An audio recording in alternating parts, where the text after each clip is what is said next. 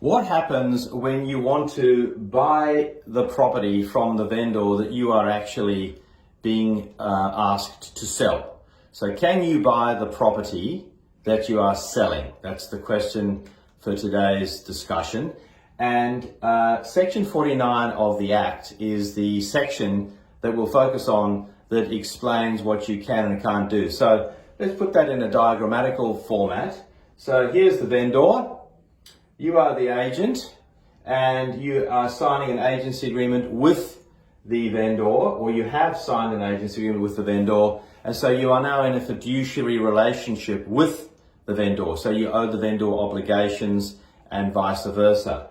In that situation, if you are trying to buy the property that you are supposed to be selling for the vendor, and bearing in mind that your job as the agent for the vendor is to get the best price possible for the vendor, or the best deal possible, then obviously you're going to be in a conflict of interest.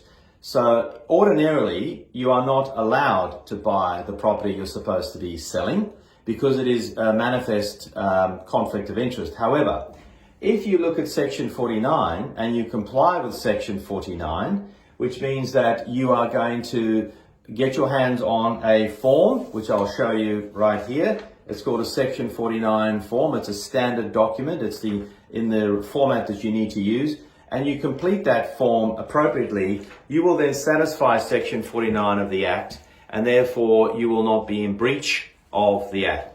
Now, Section 49, the Section 49 certificate, and I'll just hold it up here, essentially asks the agent in question to declare their interest. In other words, what is the interest that you are trying to obtain, the beneficial interest, the purchase of the property, and who are you? And then you would sign that document. And on the reverse side of the document, you would then, would be the opportunity for the vendor to effectively acknowledge that disclosure and to agree for it to happen. And indeed, there's an opportunity for the vendor to also agree to pay your commission if they chose to do that. So you declare your interest, your intention to acquire an interest in the property, and an interest obviously includes a fractional interest or an option to acquire the interest. In other words, acquiring a beneficial interest has a definition. But let's just make it simple and say to buy the property.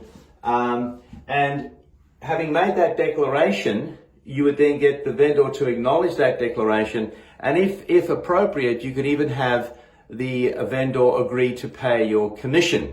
So you could buy the property from the vendor, and you could even earn your commission from that transaction if in fact that's what the vendor agreed to. Now, if you do not get that right, if you do not comply with Section 49, either because you don't know about it or you don't care about it, then the penalty for transgressing is 200 penalty units and or 2 years imprisonment. So that's quite a heavy sanction for not getting it right.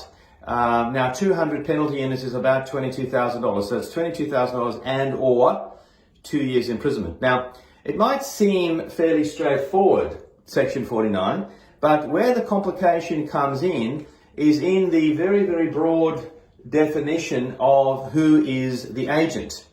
This is not just the salesperson doing the sales job.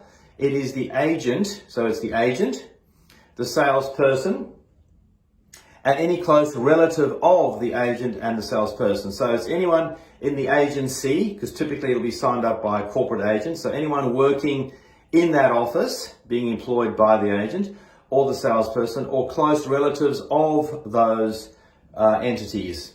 So this circle here is going to get increasingly bigger as to who is caught by Section 49.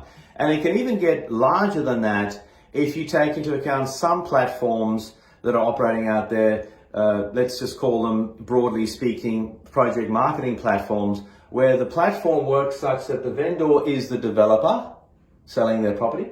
They sign up with an agent. That agent then employs or engages with a series of other agents, commission-only agents, let's say, who then work in conjunction with the vendor's agent.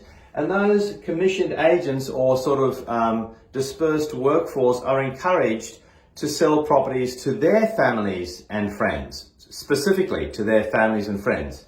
And so you've got this ever increasing ripple effect as to who is the agent, because if this agent here sells a property to their close friend or family member, they are connected to the agency by virtue of the agent entering into a conjunction agreement with them. Therefore, Section 49 arguably will capture that as well. I don't know how many project marketing operations are necessarily aware of the potential problem with Section 49, but it could go that far. So let's just bring it back to a traditional situation. If I, an agent, go to list a property and I think I might like to buy that property myself, right? Rather than get into a fiduciary relationship by signing an agency agreement and then having to deal with Section 49, it might be an idea to make an offer to that particular vendor prior to me entering into an agreement, because I don't have a relationship then with the vendor.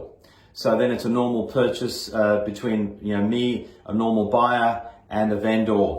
The moment I sign an agency agreement with that vendor, then I have changed my relationship with the vendor. I now become that vendor's fiduciary and I owe him or her fiduciary obligations.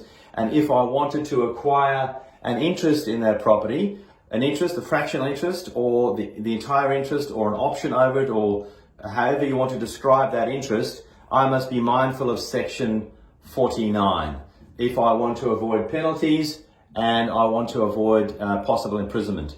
So I hope that's been useful information. My name is Craig Swan on behalf of Leverage Academy, and I certainly wish you well and stay safe.